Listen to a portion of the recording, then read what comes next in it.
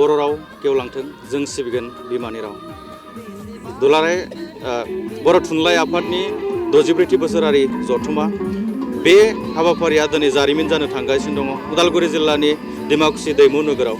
आरो दिनै बे हाबाफारियाव आङो केमेरामेन बिथांखौ दिन्थिनो खावलायगोन। गोबां समायना रमायना मोनसे थासारिनि गेजेरजों बे हाबाफारिखौ खुंफुंनो दिनै साखाफारा जानानै दङ। बे हाबाफारिया दिनै गोबां रायजो राजाफोरनि होंगो दोंगोनि थासारि। बे समाव आंजों लोगोसे दङ गाबोननिफ्राय जिहेतु जागोन बे बर' थुनलाइ आफादनि 64थि बोसोरारि जथुमा बे हाबाफारिया।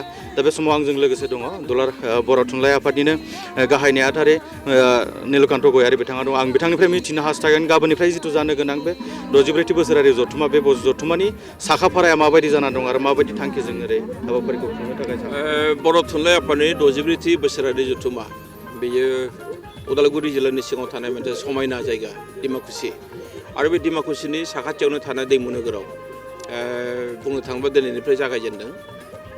जिहेतु दिनैहाय उदालगुरि जिल्ला बर' थुनलाइ आफाद आरो लोगोसे दुलाराय बर' आइजो अनसाय आफादनि मेला दिनै जादों आरो बेनि जिनाखि दिन्थिफुंनाय एगजिबिसन बियो थांनाय 6 जानुवारिनिफ्रायनो जादों।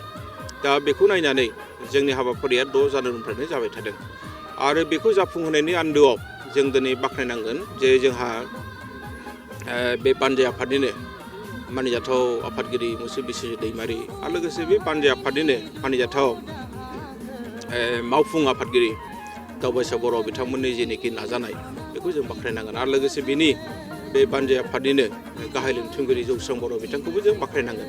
बेजों लोगोसे बानजाय आफादनि गासैबो जायफोरनाखि गुबुन गुबुन दालाय आफादनि बिबानगिरिफोर दङ मावथिफोर दङ बिथांमोनखौबो जों दिनै बाख्नायनांगोन। मानोना एसेबां समायना रमायना हाबाफारि बिथांमोना दिनै बेवहाय खालामनो थाखाय आवगायदों। बर' थुनलाइ आफादनिफ्रायबो बेखायनो जोंबो नाजादों जाहाथे बे जथुमाया मोनसे जारिमिनारि जानानै थायो। बेखौ जों अराय सम नाजाबाय थादों। गाबोन जिथु थान्दै मेलगिरि मा थांखिखौ सावरायनाय जोंनि हारि दानायनि गोबां बाथ्राखौ जों सावरायगोन। जोंनि रावा दिनै मा अबस्थायाव दङ, जोंनि बिजोङा दिनै मा अबस्थायाव दङ, जोंनि थुनलाइया दिनै मा अबस्थायाव दङ, जोंनि हारिनि जेनोखि थामोनथा माबाफोर खैफोदफोर फैदों नामा बे गासैबो बाथ्राखौ जों सावरायगोन आरो बेवहाय जोङो 2000सोनि बारा जोंहा थान्दैफ्रा बेवहाय बाहागो लागोन। नेपालनिया इतिमধ্যे सफैबाय, जोंहा बांलादेशनि सफैबाय, जोंहा सोनाब बंगनि सफैबाय, थिग बेबायदिनो जोंहा बांलादेश मेघालयनाबो सफैबाय। जोङो बेबायदिनो जोंनि आसामनि गुबुन गुबुन जायगानिफ्राय जायफोर बिथांमोना थुनलाइ सिबियारि हारि सिबियारि बिथांमोना गाबोन सफैजोबगोन आरो बेयावनो जोङो हारिनि बाथ्राखौ जों सानलायगोन आरो बे सावरायनायनि गेजेरजोंनो जोङो बुंनो थांब्ला जोंहा जायफोरनाखि बर' थुनलाइ आफादनि लोब्बा आफादफोर दङ जेरै दुलाराय बर' फरायसा आफाद दङ, जोंहा आइजो अनसाय आफाद दङ, हारिमु आफाद दङ, बर' गुदि फोरोंगिरि आफाद दङ। जोङो ज'यैनो हारि दानायनि बाथ्राखौ जों सिन्था खालामो। मानोना बर' थुनलाइ आफादा अरायसम हारिनि थाखाय खामानि मावदों, दाबो मावो, देनांबो मावगोन। जितु नैबे हाबाफारियाव गोबां गेदेमा आलासि बिथांमोना बाहागो लागोन। रायजो बेंगिरिनिफ्राय लानानै गिबि मन्थ्रि आरो गोबां न'खरनि मन्थ्रि बिथांमोना बाहागो लागोन। बेयाव माबायदि रायजोफोरनि सुबिदा उसुबिदा माबायदि थासारिखौ गोबां आलासि फैगोन, गोबां गेदेमा आलासि फैगोन बर' थुनलाइ आफादनि बेवहाय जोंहा गाबोन एबा 10 जानुवारियावबो माखासे आलासि फैगोन आरो 11आवबो फैगोन, 12आवबो फैगोन। दा बेखायनो जोङो नोजोर होगोन जाहाथे रायजो राजाफ्रा बांद्राय खस्थ' मोना, जाहाथे जोंनि आलासिफ्रा आलासि हिसाबैनो बिथांमोनखौ जोङो बरायगोन, मान होगोन। बिथांमोना गाव गावनि बिबानखौ मावनानै थांगोन। नाथाय जोङो रायजो राजाखौबो लानानैसो जिहेतु जों बे हाबाफारिखौ खुंदों, बेखायनो बिथांमोनहा जाहाथे बांद्राय खस्थ' मोना बेखौबो जों नोजोर होगोन बे बिथिङाव। गेदेमा आलासि बिथांमोनखौ हांख्रायनायनि आन्दोआव माखासे थांखिफोर थायो, बेबायदि थांखिफोर दं। जोङो आसलते गुबुन गुबुन हारिसानो जोङो दिन्थिनो सानदों जे मोनसे समाव बर' हारिया जोङो हाथियारजों गेलेबोबाय, जोङो गोबां खोमानोबो गोनां जाबाय। जोंनि गेदेमा सुबुंफोरखौबो जों खोमादों, जोंनि दावहारुखौबो जों खोमादों। दिनै जोङो बर'फ्रा राजखान्थियारि गोरोबथा मोनथाम खालामबाय। दा जोङो मोनसे जौगानायनि लामाखौ लुबैदों, सान्थिखौ लुबैदों, जों गोरोबनानै थानो लुबैयो, जों हादरनि जौगानायाव मोनसे बाहागो जानानै खामानि मावनो लुबैयो। बेखायनो जों मोनसे मेसेज जों होनो लुबैदों जे बर' हारिया बे जोंनि जायफोर गेदेमा आलासिफोर फैगोन बिथांमोननि गेजेरजों सारा भारताव, सारा बिश्वआव जाहाथे गोसारथों जे बर'फोरनि ओनसोलाव बा बड'लेण्ड ओनसोलाव दिनै सान्थियादि गोसारबाय, बर'फ्रादि दिनै जौगानायखौ लुबैयो, बर' हारियारि दिनै हादरनि मोनसे बाहागो जानानै खामावनो लुबैयो जाहाथे बे मेसेजआ सहैयो बेखौ जों लुबैदों। जिहेतु गाबोननिफ्राय जागायगोन बुहुमनि बर' फिसा बिथांमोननो जोबथा मेसेज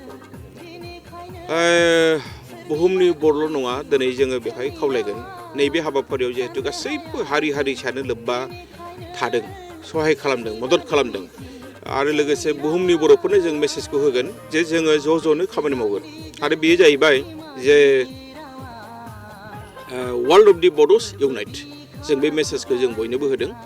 जोङो नेपालाव थानाय बर' फिसाफ्रा मा अबस्थायाव दङ जों मिथिगोन, जोंनि बांलादेशआव थानाय बर' फिसाफ्रा मा अबस्था दं बेखौ जों मिथिगोन, सोनाब बंग'नि बर' फिसाफ्रा मा अबस्था दं बेखौ जों मिथिगोन। जों ज'यैनो सानलायगोन, जों ज'यैनो खामानि मावगोन इयुन फैबाय थानाय समाव। नंगौ, बर' थुनलाइ आफादनि गाहाय नेहाथारि नीलकान्त गयारि बिथाङा दिनै जोंनो फोरमायबाय बे हाबाफारिनि सायाव गाबोननिफ्राय मा थांखि लानो आरो गाबोननिफ्राय मा हाबाफारिखौ लाना बिथांमोना सावरायगोन बेनि सायाव बिथाङा फोरमायबाय आरो जाय बिथांमोनखौ गेदेमा बिथांमोनखौ दिनै बे हाबाफारियाव बिथांमोना हांख्रायदों बे हांख्रायनायनि महर उद्देश्य बेखौ बिथांमोना जोंनि गेजेरजों बा नैबे खौरां बिजोंनि गेजेरजों रायजो राजा बिथांमोननो फोरमायबाय। उदालगुरिनिफ्राय सुकुराम बर', बड'लेण्ड बुब्लि।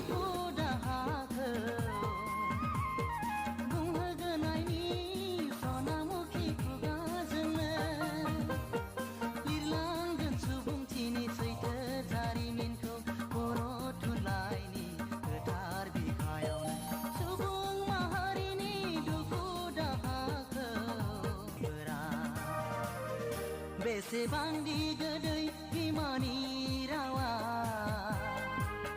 गोरबो बिखा सुग्लाय होग्रा जोंनि गोजोर सिनायथि बियो सुबुं जिउ सानस्रिखौ बेरखांहोग्रा साननो हाया जों बेनिखायनो सोरनिबा दुइ